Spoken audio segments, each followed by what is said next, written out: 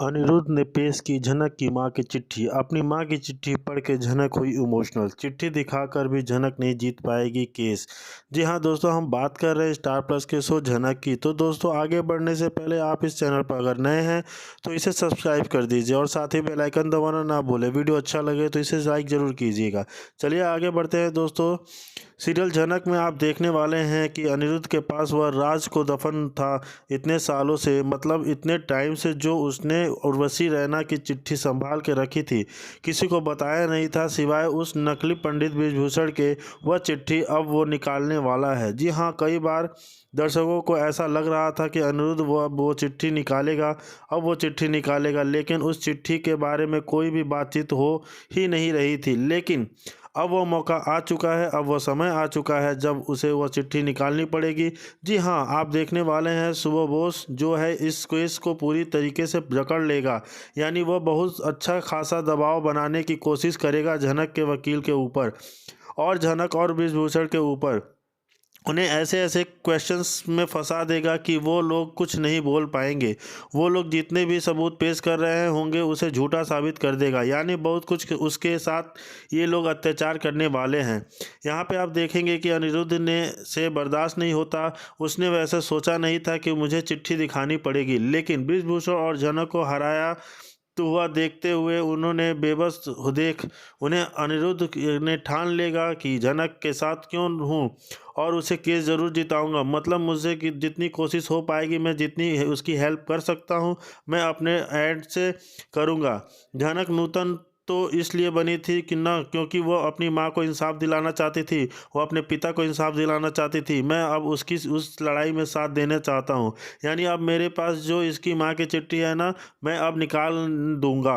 अब देखने वाले हैं कि यहाँ पे जब अनिरुद्ध को पूछताछ के लिए बुलाया जाता है तो यहाँ वे सब कुछ कह देने वाला है कि मेरे पास एक ऐसा प्रूफ है जिसे देखकर आप लोग शॉक हो जाएंगे। मेरे पास उर्वशी रैना की चिट्ठी है। जब वह मर गई थी उन्होंने एक सुसाइड नोट लिखा था। झनक काफ़ी इमोशनल थी उस समय, वह खुद को संभाल नहीं पा रही थी, लेकिन मेरी नज़र उस चिट्ठी पे पड़ गई तो मैंने इस बारे में किसी को नहीं बताया और उस चिट्ठी को उठाया और अपने पॉकेट में रख लिया। तब से झनक को पता नहीं कि उसकी माँ ने सुसाइड नोट लिखा था। उस सुसाइड नोट में उन्होंने ब्रिजभूषण के बारे में भी लिखा है और सृष्टि के बारे में भी लिखा है। अगर आपको विश्वास नहीं हो रहा होता तो वह चिट्ठी पेश कर सकता हूं, आप उसे सबके सामने पढ़ सकते हैं। जहां जज कहते हैं ठीक है, आपके पास अगर ऐसा कोई सबूत है तो पेश कर दीजिए, हम उसे ज़रूर देखेंगे। अनिरुद्ध वह चिट्ठी वकील को दे देता है, लेकिन यहाँ पे झनक खुद शौक हो जाती है कि मेरी माँ की चिट्ठी अनिरुद्ध के पास, यानी इसके पास मेरी माँ की चिट्ठी थी और उन्होंने मुझे कभी बताया ही नहीं। इतना बड़ा राज उन्होंने क्यों छुपाया और आज सबके सामने यह राज खोल रहे हैं। वह अनिरुद्ध को बड़ी ही शॉकिंग नज़र से देखती है, लेकिन यह भी देखती है कि उसकी माँ की चिट्ठी सामने है और तो सबसे पहले वह अपनी माँ की चिट्ठी पढ़ने के लिए खड़ी हो जाती है, क्योंकि वह उर्वशी रैना के बहुत करीब थी। वो उसको अपनी माँ ही मानती थी, तो उसकी चिट्ठी पढ़ने के लिए बहुत ही तड़प रही है। वह वकील के पास जाती है और वह चिट्ठी ले लेती है और उस चिट्ठी को पढ़ने लग जाती है और पढ़ते पढ़ते काफ़ी इमोशनल भी हो जाती है। मैंने जाना कि जब रोने लगी जाती है कि अनिरुद्ध ने संभालना था। और दोस्तों, सबके गजब की बात यह होने वाली है कि जब यह चिट्ठी पेश की जाएगी कोर्ट में तो उसे भी झूठा साबित कर दिया जाएगा। हाँ जी हाँ दोस्तों, क्योंकि आज सृष्टि मुखर्जी कहेगी कि ये चिट्ठी है ना, इसका क्या प्रूफ है कि ये उर्वशी रैना ने ही लिखी है। इस मतलब ऐसे तो कोई भी चिट्ठी लिख कर ले आएगा और कह देगा कि उसने लिखा है। इस चीज़ को हम प्रूफ नहीं मान सकते। यह तो कभी कहीं से भी कोई भी लिखावट ला सकता है।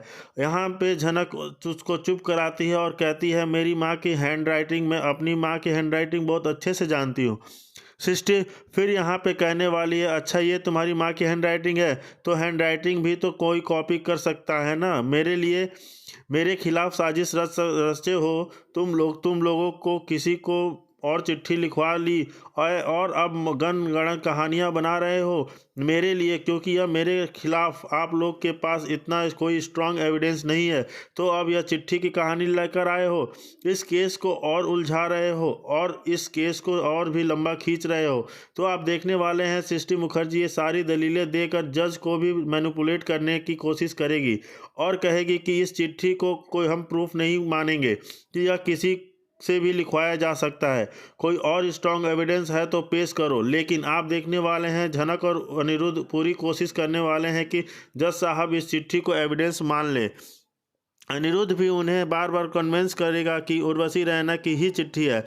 जब वह मर रही थी तो उन्होंने चिट्ठी लिखी थी, ये मैंने खुद अपने हाथों से उठाई थी, मेरा विश्वास कीजिए, मैं झूठ नहीं बोल रहा हूँ। लेकिन दोस्तों, सृष्टि की चाल के आगे कोई कैसे टिक सकता है। अनफॉर्चुनेटली यह चिट्ठी भी अब सबूत में नहीं आउट होगी और यह लोग केस हारते हुए नजर आने वाले हैं और यहाँ सब सबूत हो तो एक अलग ही ट्रैक पर चलता हुआ नजर आने वाला है। इधर वह मरी हुई उर्वशी रैना के लिए बहुत ही घटिया घटिया बातें करने लगा वाला है, यानी वह उर्वशी रैना और बृजभूषण के कैरेक्टर के ऊपर सवाल उठाने वाले हैं, दोनों की इज्जत की धज्जियां उतारेंगी पूरी कोर्ट में सबके सामने। यानी वह बृजभूषण को भी यह सब कहने वाले हैं कि अगर सृष्टि आपकी पत्नी थी तो फिर आप उर्वशी के साथ क्यों रहते थे, क्या संबंध था उसका आपके साथ, आप दोनों ने शादी रचाई थी, यानी बहुत कुछ ऐसा कहने वाले हैं जिसके बाद बृजभूषण को काफ़ी गुस्सा आएगा, लेकिन वो कुछ बोलेंगे नहीं। लेकिन यहाँ पे झनक जवाब जरूर देगी, कहने वाली है कि आप जो कुछ भी कह रहे हैं ना सब झूठ है, मेरी माँ ऐसी औरत नहीं थी, मेरी माँ बहुत अच्छी थी, आप सभी समझ भी नहीं सकते वो कितनी अच्छी औरत थी। और ये आपने जितने भी घटिया शब्द इस्तेमाल किए ना मेरी माँ के लिए, वो सारे के सारे गुण तो सृष्टि मुखर्जी से मिलते हैं। सृष्टि मुखर्जी ही घटिया औरत मेरी माँ नहीं थी। इधर बृजभूषण भी कहेंगे कि देखिए आप जो सब कुछ भी कह रहे हैं आपके पास प्रूफ है क्या, अगर कोई प्रूफ है तो आप साबित करेंगे, दिखाइए तो हम मानेंगे। दोस्तों, सुबह यहाँ इतना बड़ा वकील है जो कुछ कह रहा है तो यानी सबूत तो होगा उसके पास, तो ऐसा कौन सा सबूत उसके हाथ लग गया जिस वजह से सृष्टि मुखर्जी का केस काफ़ी स्ट्रांग होता हुआ नजर आएगा आ वाला है। और साथ ही दोस्तों यहाँ चालाक सबूत जो है बृजभूषण को भी बुला लेगा। जी हाँ, बृजभूषण को भी बुलाने वाले हैं पूछताछ के लिए। फिर यहाँ वह पर बृजभूषण से कई सारे सबूत की डिमांड करेंगे कि आप साबित करके दिखाएंगे कि आप भी असली पंडित बृजभूषण है। यानी पंडित बृजभूषण यहाँ इंसाफ के लिए खड़ा था, यानी वह यह साबित करना चाहता है कि सृष्टि मुखर्जी से उसकी शादी हुई है। लेकिन सुबोध यहाँ केस पलट देता है, यानी क्वेश्चंस चेंज कर देता है और उसके से के कैरेक्टर के ऊपर बोलने लग जाता है। वह कहता है ऐसा भी हो सकता है कि न कि आप नकली पंडित बृजभूषण हो और जो असली पंडित बृजभूषण है वह आपके ऊपर गलत आरोप लगा रहे हैं, क्योंकि भाई इतने सालों से आप कहाँ थे, कहाँ गायब हो गए थे। अगर आप असली हैं तो उस आपके पास कोई प्रूफ है कि आप असली पंडित बृजभूषण हैं, और क्योंकि इतने सालों में आप कभी नहीं दिखे, हम सब सिर्फ एक ही पंडित बृजभूषण को जानते थे, लेकिन आप अचानक एक दिन आ जाते हैं और सबको यह बताते हैं कि यह आपके जुड़वा भाई हैं, उन्होंने आपको धोखा दिया है। आप अचानक क्यों आप आए, पहले आप यह बताइए। दोस्तों, फिर यहाँ पे पंडित बृजभूषण यह कहेंगे कि देखिए मेरे पास बहुत सारे सबूत नहीं है, आप जो मेरे से मांग रहे हैं, क्योंकि मैं इस दुनिया से बिल्कुल गायब हो चुका था और एक आश्रम में रहता था, मैं इस दुनिया से कट चुका था, इसलिए मेरे पास बहुत सारे सबूत, बहुत सारे एविडेंस नहीं है जो आप मांगने वाले हैं। लेकिन हाँ, मेरे पास एक ऐसा सबूत है जिससे यह प्रूफ हो सक जाएगा कि मैं ही असली पंडित बृजभूषण हूँ। यहाँ आप देखने वाले हैं कि पंडित बृजभूषण एक ऐसा सबूत देने वाले हैं अदालत में जिससे यह वह कोशिश करेंगे कि प्रूफ करने की कि मैं ही असली पंडित बृजभूषण हूँ। यहाँ पे वह अपना पासपोर्ट देंगे और उसके ऊपर भी कई सारे क्वेश्चंस करेगा। सुबु यानी उल्टा सुबु पंडित बृजभूषण को लपेटने में लेने वाला है। यहाँ झनक भी देख रही है कि मेरे पिता से जानबूझकर ऐसे सवाल किए जा रहे हैं, लेकिन वो यह भी जानती है कि ऐसे सवाल तो किए ही जाएंगे ना, यह हमारी लड़ाई है, हमें मजबूत बनना होगा, इसके हर एक सवाल का हम जवाब जरूर देंगे। पर दोस्तों, यहाँ सुबह किस तरीके से और फंसाएगा उनको उन्हीं के केस में, यह देखना काफ़ी दिलचस्प होगा, क्योंकि यह वह बहुत ही चालबाज इंसान है और ये झनक और ब्रिजभूषण यह केस हारते हुए नजर आएंगे। दोस्तों मेकर्स में अभी यहाँ काफ़ी ज़्यादा सस्पेंस बना के रखा हुआ है कि कौन केस जीतेगा कौन केस हारेगा। शुरू में तो यह दिखाया जा रहा था कि पंडित ब्रिजभूषण के पास बहुत सारे ठोस सबूत हैं, पिक्चर्स हैं जिसके बलबूते वह यह केस बहुत आराम से जीत सकता है, लेकिन सबूत की चालबाजी के आगे उनका यह केस कमज़ोर होता हुआ नजर आएगा।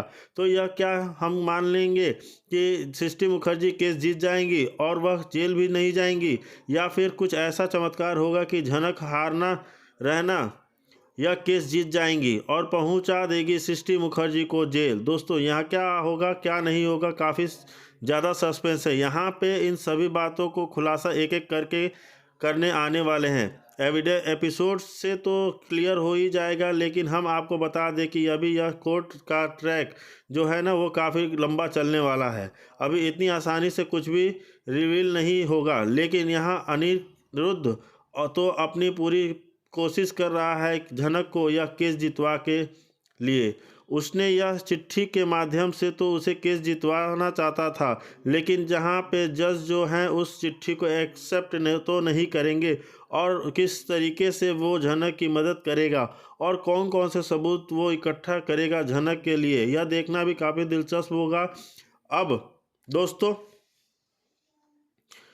मेकर्स में झनक अनिरुद्ध को मिलवाया है, तो यहाँ पे अनिरुद्ध अपनी जी जान लगाने पाएगा उनको एक केस जितवाने में। तो अनिरुद्ध की इस मदद से क्या झनक केस जीत पाएगी, यह देखना तो काफ़ी दिलचस्प होगा ही।